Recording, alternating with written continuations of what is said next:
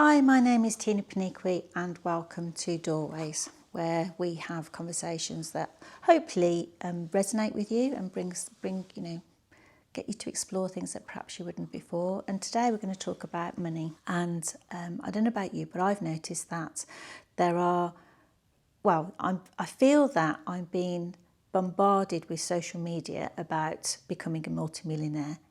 And if I go on this course, this will happen, and if I go on that, I'll learn that, and basically that you're doing something wrong in life if you're not a multimillionaire.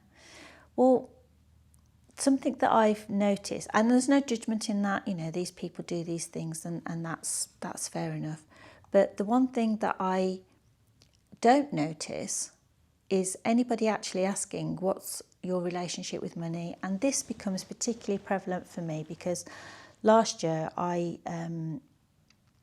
had to confront my relationship with money. So that became about my world sort of imploded at the beginning of last year, and I had to really consider what it is that I was going to do going forward. And I had a great salary, I earned good bonuses, I'd got a lovely life, did lots of travelling, I've got a beautiful home, and I understand that not everybody has that, and I'm very grateful for everything. But I have also had a childhood where we had no money and bailiffs knocking at the door, and my mum's family, she never had a new coat in her life, and now she has lots of them. But when she was younger, she didn't. She was one of 11 children, and you can imagine the poverty that brought in that day and age. But when I came to this point of what am I going to do, I had to start looking at practicalities in terms of, do I go and get another job? Do I work for myself, which is something I've wanted to do for a long time? And what would that mean in terms of what did I need to earn? What were my bills? What were my outgoings? Where did that put me, and could I do that? But also I wanted a work-life balance, which I've not had in a long time.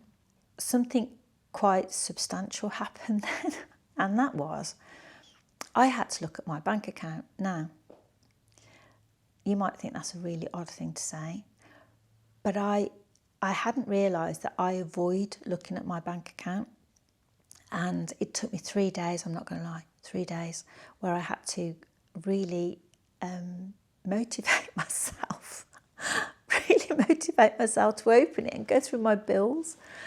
And that's a very privileged place to be. I know that because there was always enough money in there to pay everything.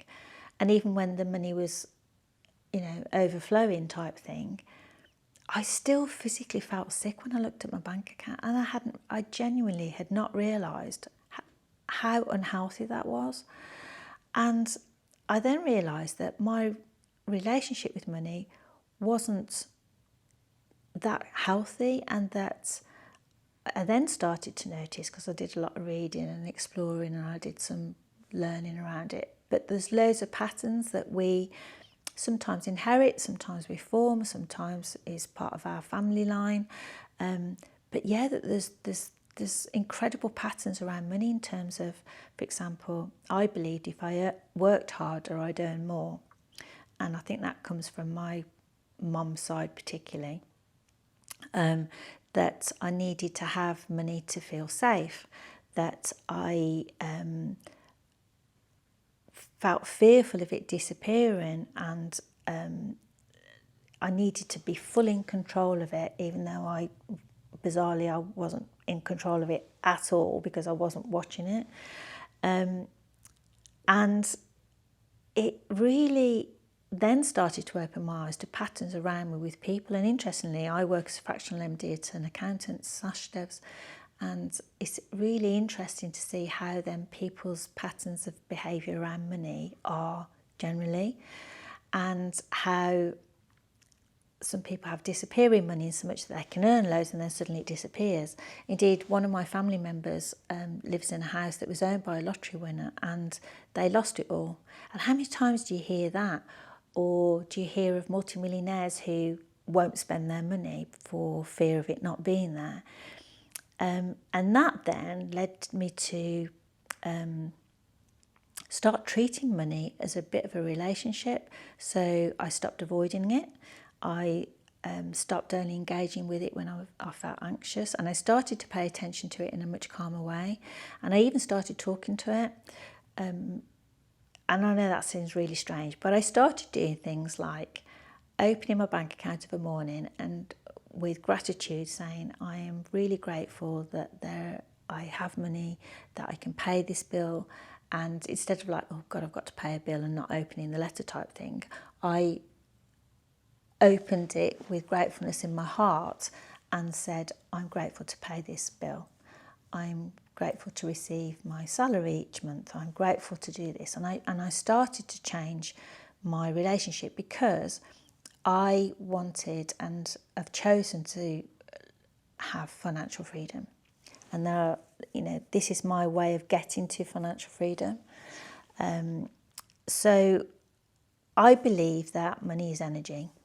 Indeed, everything is energy. This sofa is made up of energy. I'm made up of energy. The camera's made up of energy. And energy never lies. It just lies. It never dies. It transforms. And therefore, with money has to keep moving in order for it to be. And if you believe that money is energy, then there is an abundance of it. And so there shouldn't be scarcity. And I know there is scarcity in certain places, but I wonder if that's sometimes to do with people's patterns of behaviour with it. So I'm on my journey to understand and find financial freedom. And some of the things I do now, which I just want to share with you in case this resonates with you, is I look at my bank account every day. I am grateful for it. I am joyful when I pay a bill, and I also have started putting 10% away of anything I earn that is solely for me to be invested so that it grows and it moves. And there's a book actually I've just read which I think is called Riches of Babylon, which is really interesting actually because it talks about this. But I suppose my invitation to you is, what is your relationship with money? And do you have healthy thought processes around money? Are you fearful of money? Are you fearful of not having money? Do you lose money, lose inverted commas money? And do you trust yourself with money? How do you feel safe with it? And if you do start to notice any of those patterns, then I would invite you to come on the journey with me. So I won't post this every week, but I am going to post how my journey carries on with it. So my first bit was checking my bank account. My second thing was around value, and it's something that I'm doing again at Sasha Lives in a minute. In that I used to think time equated to money. I now don't. I now look at it as what is the value of something, and that value then determines the price. And what's my value that I bring to the table rather than my time?